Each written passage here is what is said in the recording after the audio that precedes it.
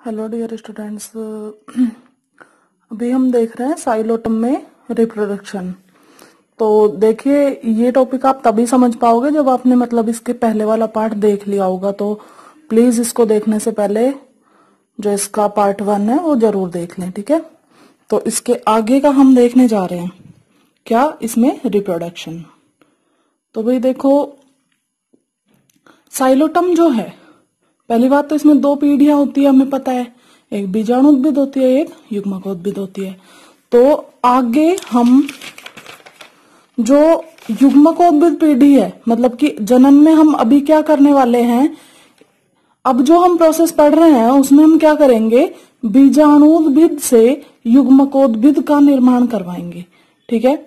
तो मतलब बीजाणुउद्भिद पे क्या बनेंगे, बीजाणु, और वो बीजाणु अंकुरित होके क्या बनाएंगे, युग्मकोद्भिद बनाएंगे। समझ आई बात।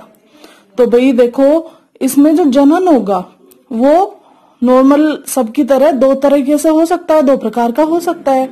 देखो, एक तो है वर्धी जनन, ठीक है। वर्धी का मतलब है वेजिटेटिव रिप्रोडक्शन, मतलब कि कायिक बोल सकता है। दूसरा है बीजाणुओं द्वारा जनन, मतलब कि रिप्रोडक्शन बाय स्पोर्स, ठीक है। सिंपल सी बात है, कोई समझाने वाली बात नहीं है।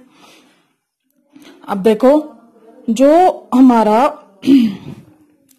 वेजिटेटिव रिप्रोडक्शन है वो ब्रायोफाइट्स की तरह ही इसमें भी क्या होगा, गैमा या फिर जैमा का आपने सुना होगा, उसके द्वारा होता है, ठीक है। गैमा या जैमा के द्वारा होता है, जो किन किन स्थानों पे बनेंगे, मूलाभास के शीर्ष पे, ठीक है। जो इसके मूलाभास होते हैं, राइजोइड्स होते हैं, उसके शीर्ष पे बन सकते हैं, या फिर प्रकंद की 2 शाखाओं के कक्ष में।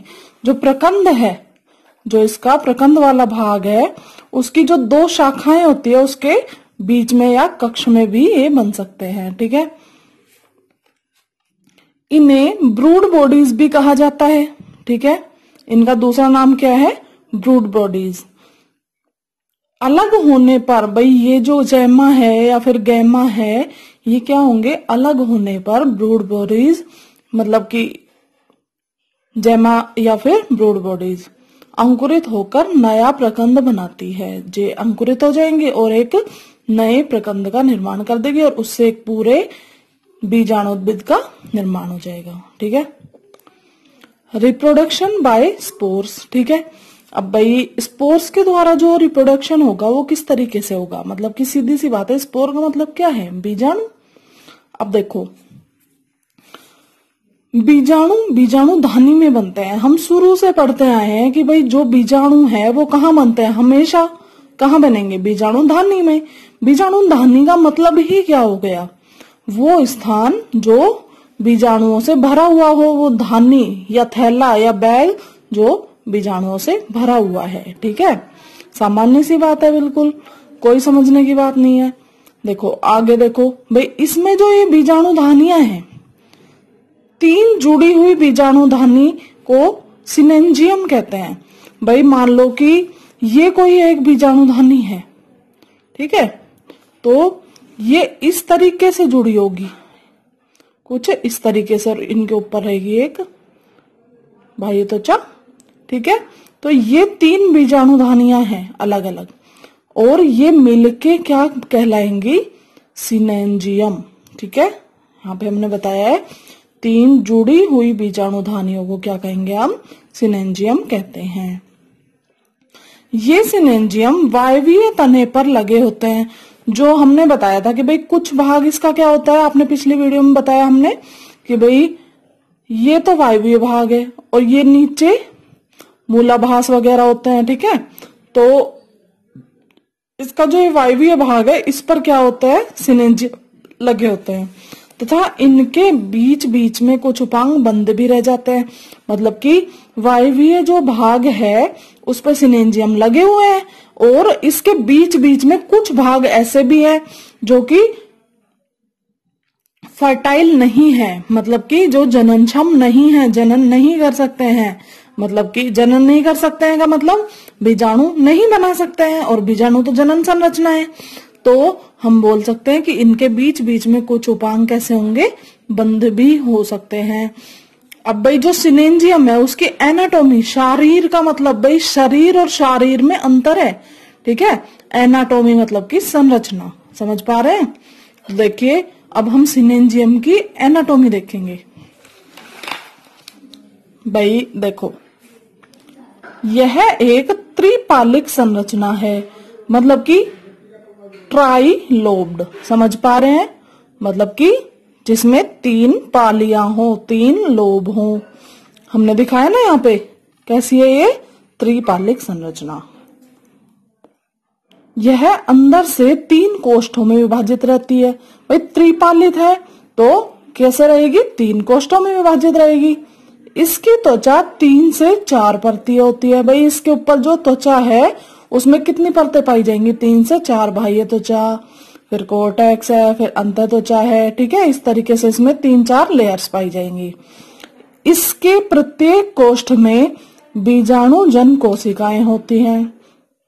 अब हमने जो यहाँ पे ये कोष्ठ बनाए हैं, इनके अंदर क्या होंगी, बीजाणुजन कोशिकाएं होंगी। जैसा कि हम नाम से ही बता सकते हैं कि बीजाणुजन मतलब कि जो बीजाणुओं का मतलब निर्माण करेगी या फिर जन मतलब बनाएगी, ठीक है। जन का मतलब क्या होता है, पैदा करने वाला, ठीक है। तो जो बीजाणुओं को बनाएगी वो कौन, बीजाणुजन, ठीक है। अब देखो बीजाणुजन कोशिका हमने बता दिया कि इसके कोष्ठों में क्या है, बीजाणुजन कोशिकाएं हैं।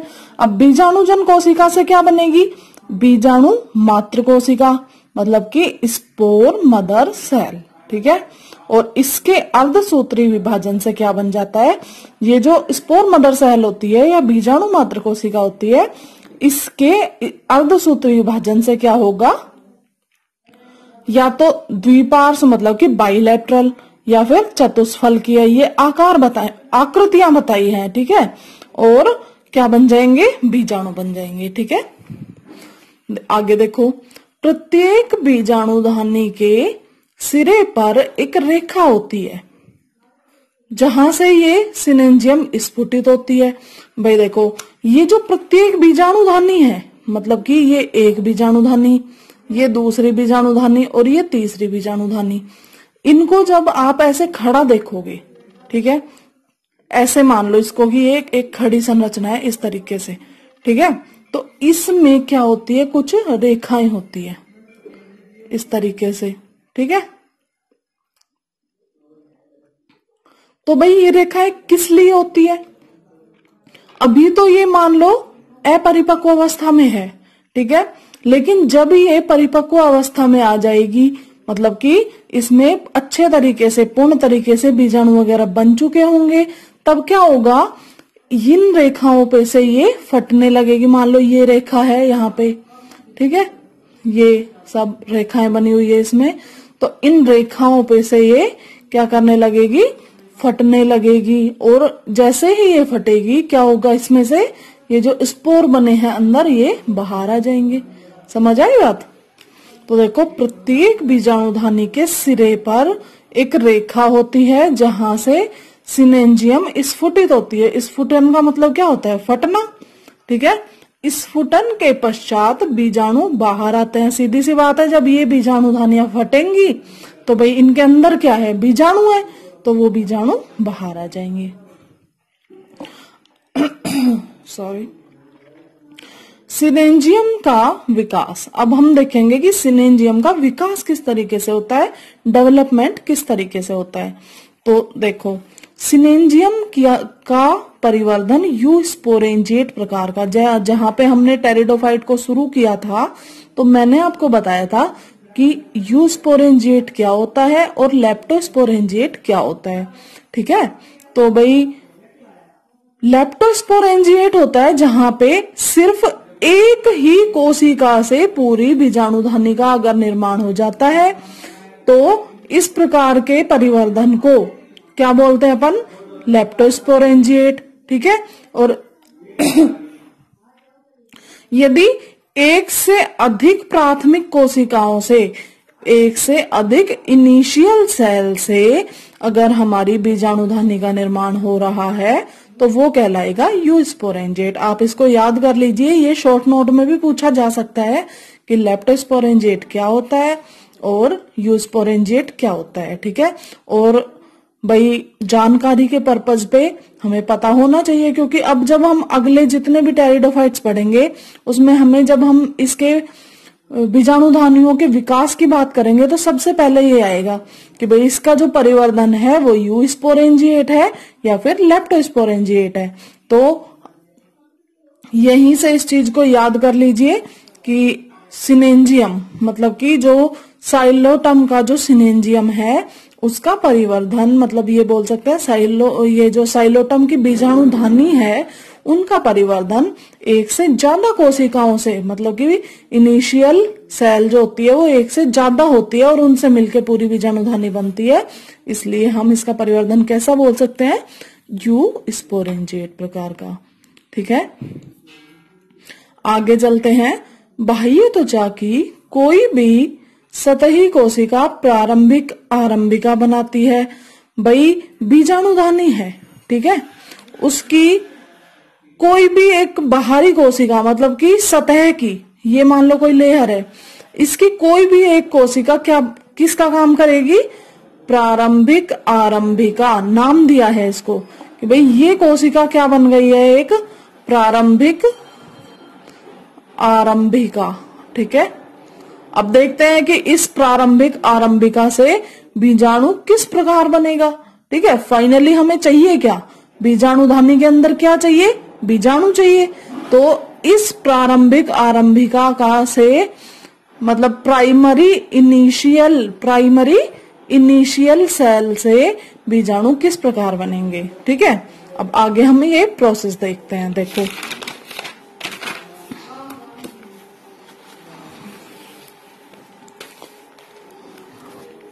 अब आपको क्या है कि नोट्स के लिए भी इधर उधर परेशान नहीं होना पड़ेगा। अब इनको एक जगह इकट्ठे तौर पे बनाया जा रहा है, तो आप जब भी जिस भी मतलब टॉपिक के नोट्स मांगेंगे वो आपको प्रॉपर दे दिए जाएंगे, ठीक है। तो अब देखो प्रारंभिक आरंभिका है मतलब कि प्राइमरी इनिशियल सेल है, ठीक है। उससे क्या होगा भाई, उसमें क्या होगा, विभाजन होगा, वो बटेगी दो हिस्सों में। तो उसके जो दो हिस्से बने वो किस तरीके से, बाहरी जो हिस्सा बनेगा उसका, उससे तो बन जाएंगी जैकेट कोशिकाएं, ठीक है। और जो भीतरी हिस्सा है मतलब एक सेल दो हिस्सों में बटी इस तरीके से, तो ये बाहर वाली बना देगी जैकेट और ये अंदर वाली बना देगी, भीतरी कोशिका बनाएगी प्राथमिक बीजाणुजन उत्तक। समझ आया, प्राथमिक बीजाणुजन उत्तक। अब यहाँ पे देखिए जो जैकेट कोशिका है वो क्या करेगी, विभाजन करेगी और क्या करेगी, 3 परत की एक जैकेट बना देगी। जैकेट से मतलब क्या होता है भैया, आप लोग भी जैकेट पहनते हो, क्या मतलब होता है, ऊपर से ढकने के लिए पहनते हो ना, तो इसके भी बाहर क्या बन जाएगी, एक 3 परतीय जैकेट बन जाएगी, ठीक है। और प्राथमिक बीजाणुजन उत्तक से क्या बनेंगी, बीजाणुजन कोशिकाएं, ठीक है। अब इन बीजाणुजन कोशिकाओं से बनेगी बीजाणु मात्र कोशिकाएं, और बीजाणु मात्र कोशिकाओं के विभाजन से क्या 2 प्रकार की कोशिकाएं हमें प्राप्त होती है। भाई बीजाणु मात्र कोशिका से अगर अर्धसूत्री विभाजन हो रहा है तो हमें क्या मिल जाएगा, बीजाणु मिल जाएगा। या फिर अगर बीजाणु मात्र कोशिका में वहीं की वहीं विघटन हो जाता है तो प्लाज्मोडियम बन जाता है। ये क्या होता है, एक प्रकार का तरल होता है, ठीक है। और ये जो तरल होता है ये क्या करेगा, बीजाणु मात्र कोशिकाओं को पोषण देगा। मैंने लिखा है यहाँ पे देखो, काम क्या है इसका, पोषण का कार्य करता है, मतलब कि जो स्पोर मदर सेल्स हैं उनको पोषण देगा, ठीक है। अब यहाँ पे जो हमारे पास ये बीजाणु बने हैं इनसे क्या होगा, इनका अंकुरन होगा और युग्मकोद्भिद पादप बन जाएगा। अब भाई अगले जो मतलब लेक्चर में हम पढ़ेंगे वो अब बात करेंगे युग्मकोद्भिद की, ठीक है। हम अपना बीजाणुद्भिद पूरा कर चुके हैं। आप इन दोनों वीडियो को जरूर देख लीजिएगा, तभी आप अगले इस लेक्चर से कनेक्ट कर पाएंगे। Thank you.